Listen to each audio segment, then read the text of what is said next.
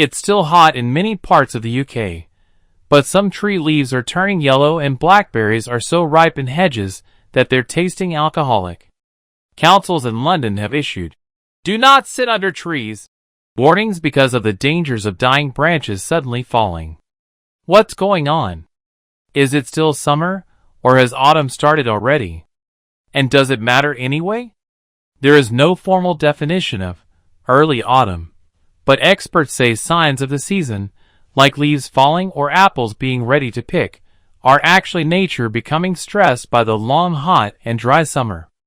And a potentially historic one at that the Met Office says this summer is on track to be one of the warmest since records began in 1884. In Cardiff, Wanda O'Connor has grown melons outside for the first time since she started growing food 6 years ago. She shows me ripening limes and lemons inside her allotment greenhouse.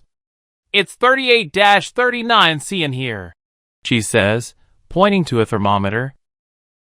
Aubergines, red peppers, courgettes, and lots of tomatoes have all thrived in the above-average temperatures and extra sunshine hours. At the same time, classic autumn fruits like blackberries and apples normally ready in September are hanging off the branches. Conservationists are still gathering data about whether this is record-breaking. Blackberries were seen in London on June 22, according to the Woodland Trust.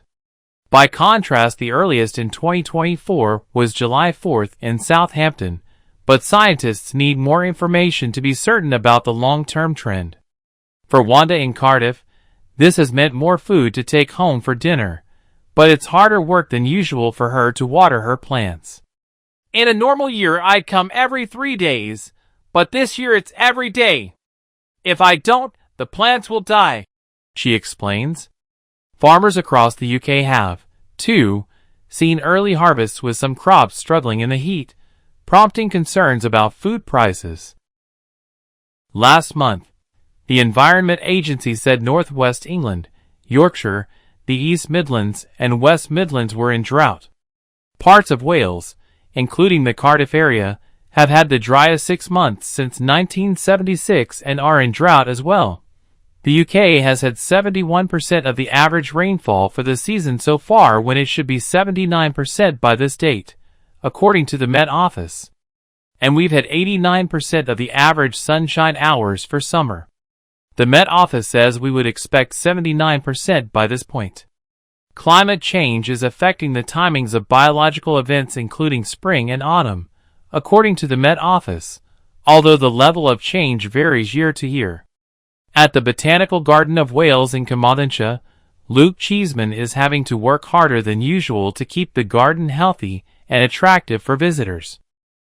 He's seen signs of stress like tree leaves turning yellow and falling, and branches drooping, so alongside extra water, he's mulching trees and adding organic material on top of the soil to keep it moist. He says this is good advice for those with plants or trees suffering at home. "We've had 3 almost back-to-back heat waves. It's not giving the trees much chance to recover," he says. It's a similar story at Kew Gardens in London, where head of tree collections Kevin Walker says the last drought in 2022 killed nearly 460 of his trees, and he's seeing the same stress again. English oaks are losing leaves on the canopy and producing deadwood, he says, and Norway maple and magnolias are showing signs of stress. "They're throwing their leaves and will try and sit it out till next year," he says, while summer branch drop, where trees try to save energy by losing branches, is also happening, which can be dangerous to people nearby. "It's a live fast, die young strategy." That may work for a 1 in 10 year event.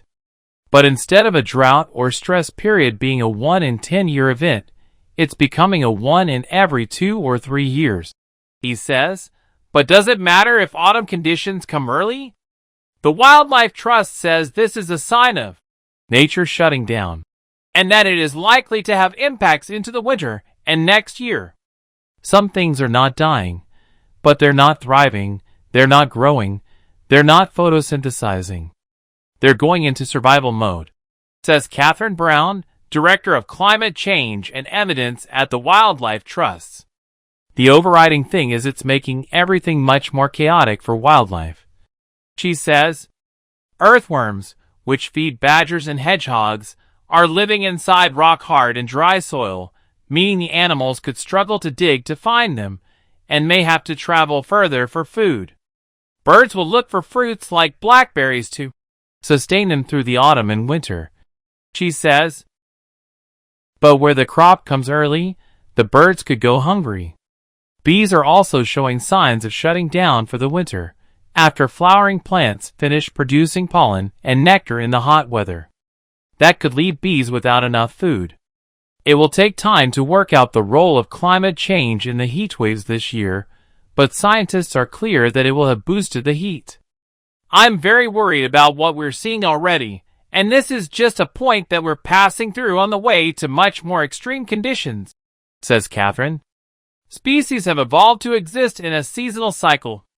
If that cycle is breaking down, those species will break down as well.